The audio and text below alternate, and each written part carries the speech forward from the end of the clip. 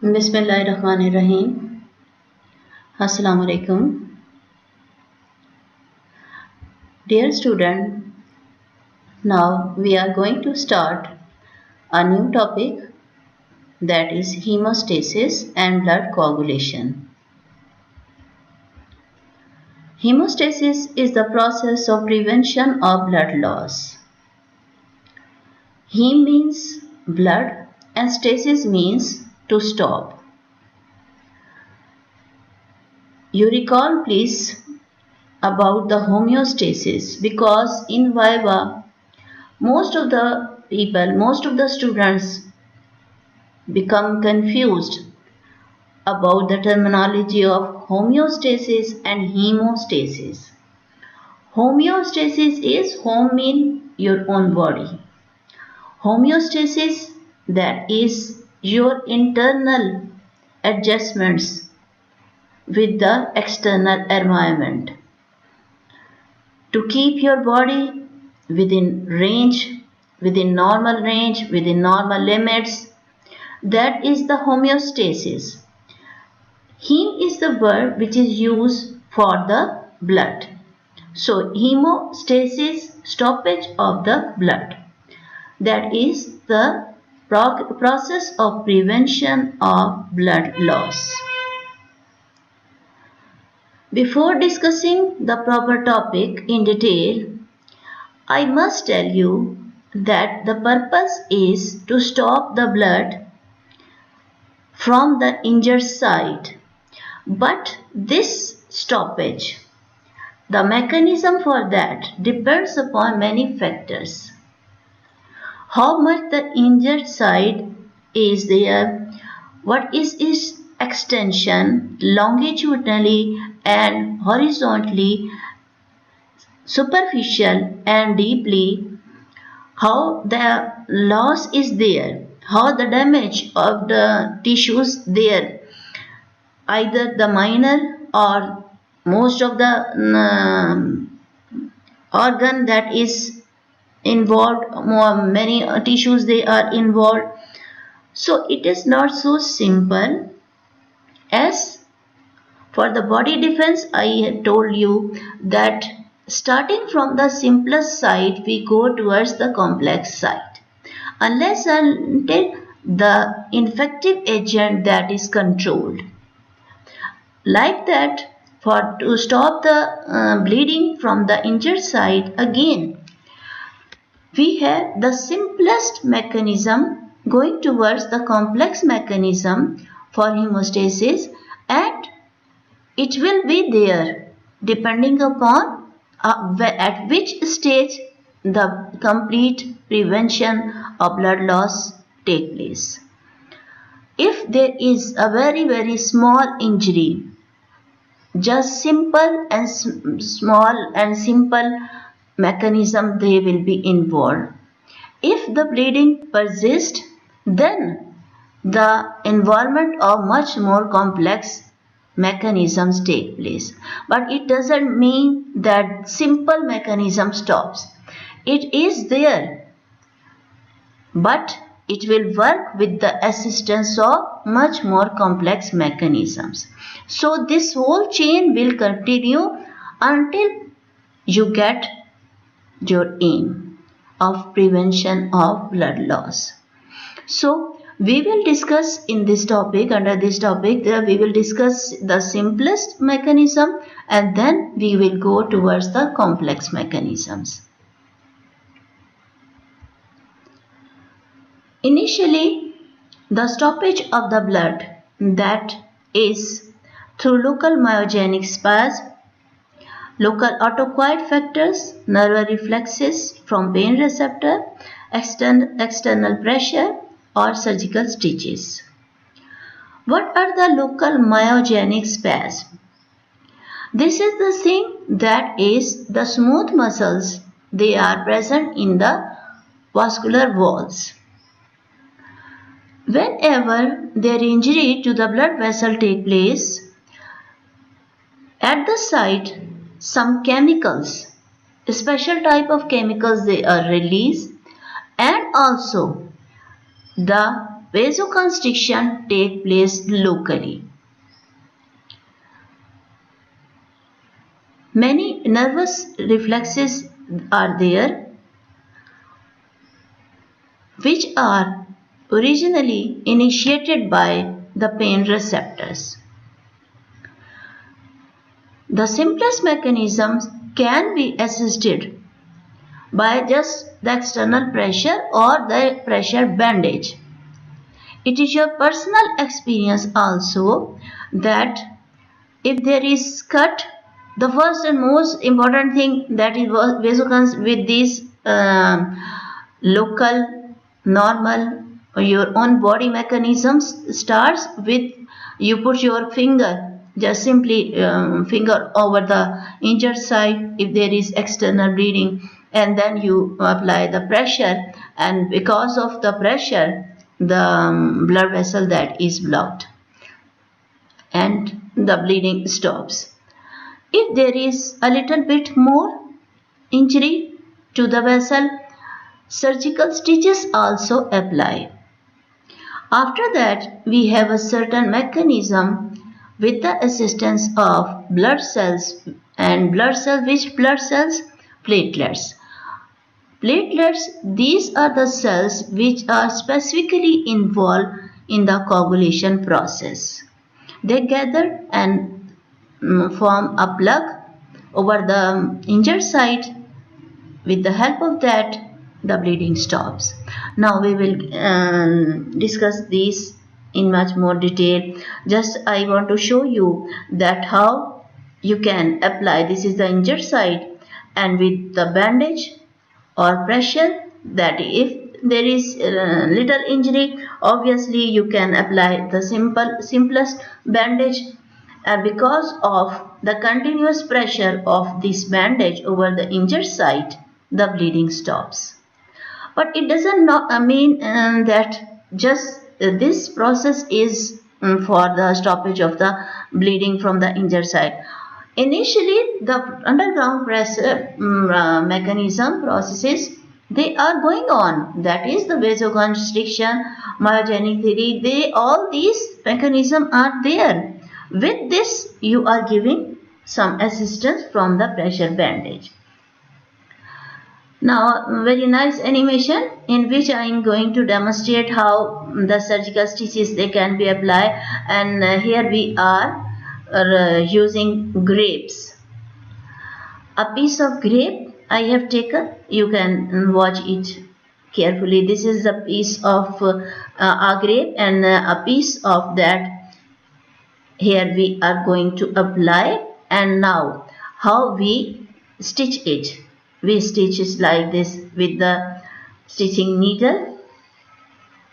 You apply different stitches.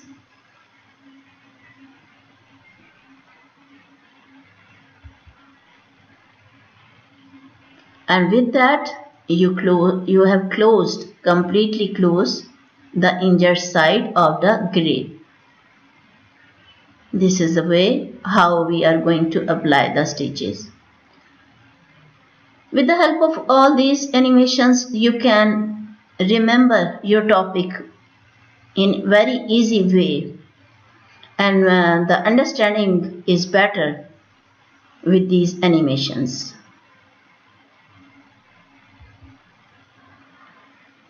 The blood cells, which are very important regarding the coagulation process, that are the platelets. These are the fragmented megakaryocytes and do not have nuclei and cannot reproduce. And this is a very important thing about this, that they contain actin and myosin filaments and produce ATP.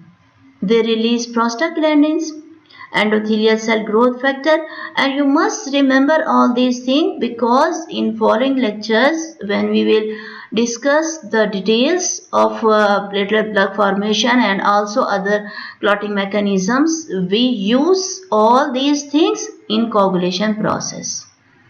So I will talk about whenever I will talk about the platelets, you must appreciate this thing, that the things which are present inside the platelets, they are important and they are participating in coagulation process. And it has the surface glycoprotein for adherence to damaged vessels. About the structure, about the shape of the platelet, that is very important, and it may be asked in Viva. As we have the RBC shape, this one, WBC. Regarding the structure, regarding the shape of the platelet, there is no fixed shape of the platelet, because these are the fragmented megakaryocytes. So their shape is not fixed. You can see the platelets here.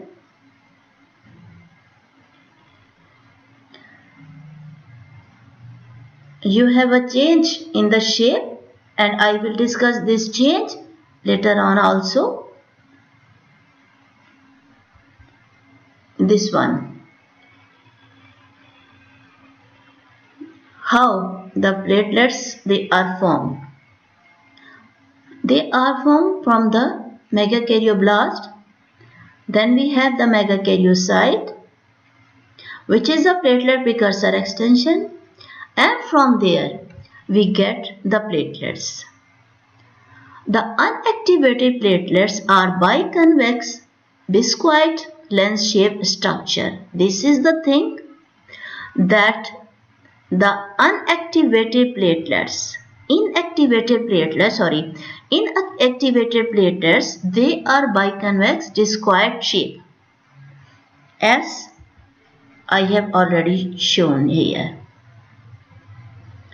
Then what is the other thing?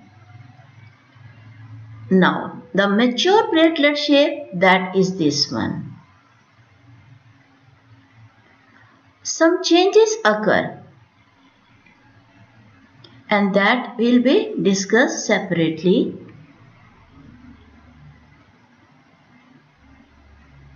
Just want to show you how the platelets they develop.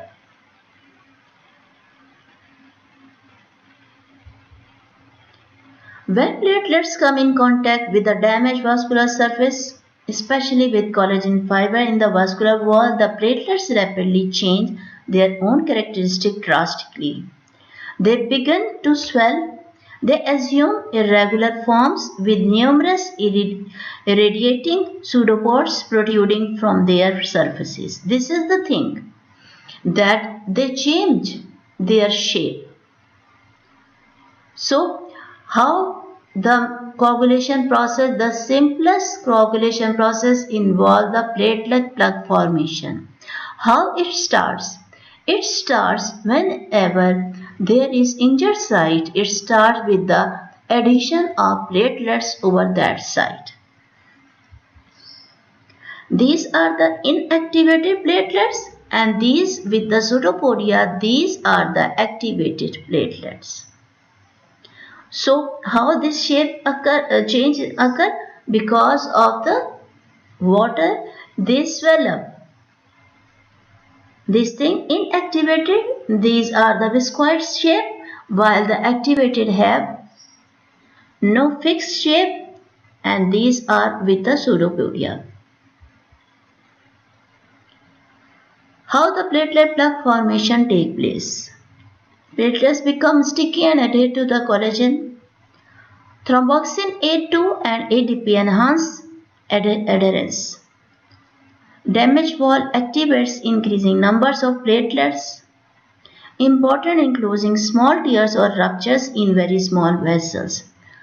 A very important question, Viva question or maybe SCQ, that how the coagulation process occur for the day-to-day injuries occurring during kitchen work, when you are cutting onion or potato, or day-to-day in the male, for the male doing shave. So day-to-day small injuries, they are healed up with just pressure or just vasoconstriction, local vasoconstriction, and also the platelet plug formation. If there is a little bit larger size of the injury, platelet plug formation will be there also. Otherwise, sometimes just the vasoconstriction is itself sufficient. I have told you repeatedly that the chain begins with the simplest thing and go towards the complexity. If we attain at any stage, when you attain your aim properly, the whole process that stops. So how this occurs? You can have this very nice animation and following other animations also. This is the injured site on which different platelets they are coming. Whenever we have the injured site locally, some special type of the secretions or they are released so that the relevant cells, platelets, they come in contact with the injured site. I will show you many animations to make your concept very much clear. This is the injured site. RBCs are there, they are going out of this injured site. But the platelets, whenever they come in contact with it, they adhere there. And you must check the change in the shape. Changing shape and then they adhere to the injured site, forming the platelet plug. And this is almost over.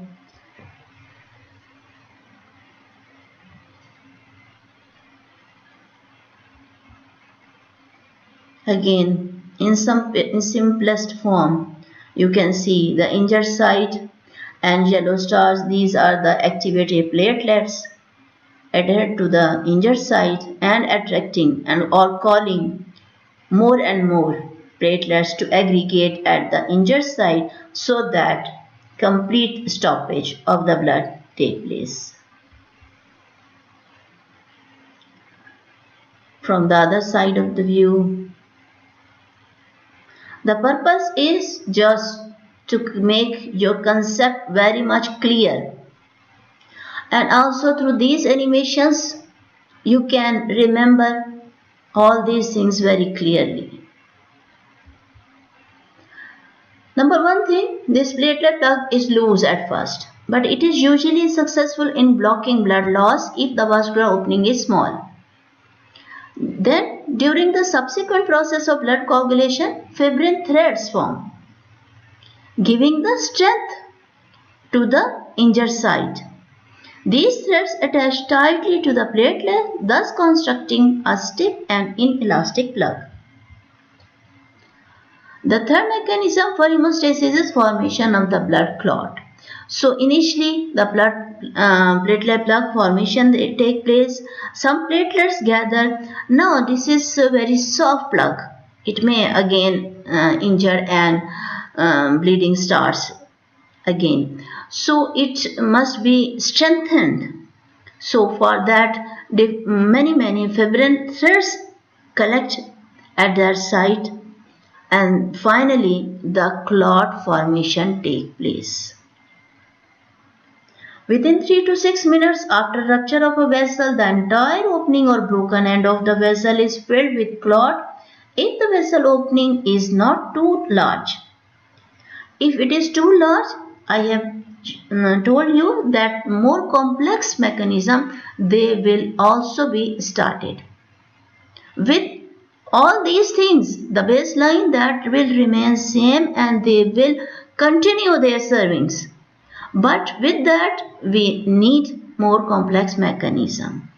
After 20 minutes to an hour, the clot retracts, which closes the vessel still further. Now, throw into fibrin threads, forming the fibrin thread. You can see this one and giving more and more strength to the platelet plug formation.